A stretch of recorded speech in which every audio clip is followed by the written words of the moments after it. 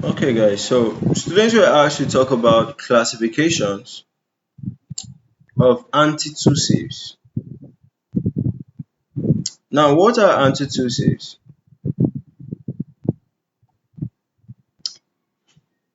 Antitussives are drugs that are basically against cough.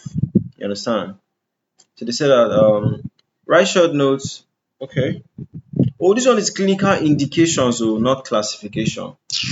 Clinical indications, like when to use what, like drugs that will actually help you relieve cough. These are drugs that relieve coughs, right? So for the clinical indication, clinical indications, you use antitussives basically to suppress cough. You understand? That's the general classification. So if the cough is caused by some conditions like what? Allergies, allergic rhinitis, infections, right? Or if the cough is induced by some other drugs like what? Angiotensin converting enzyme inhibitors, or if it is common cold, or if it's some respiratory conditions like asthma, right? Or there's acid reflux, that's what gastroesophageal reflux disease.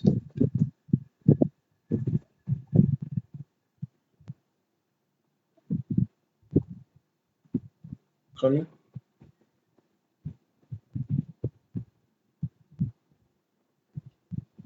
Alright. Obstructive sleep apnea. All of this can actually cause a problem, right? So other inflammatory conditions like laryngitis, bronchitis, sinusitis, all of this you can actually use antitussives. So sorry, in the beginning I was filling this classification. This one is just indications, right? But these are classifications of antitussives in case you want to look at it. Peripheral acting ones, central acting ones. They're the ones that act peripherally and also centrally. You get. So this is just it, and see you guys pretty soon.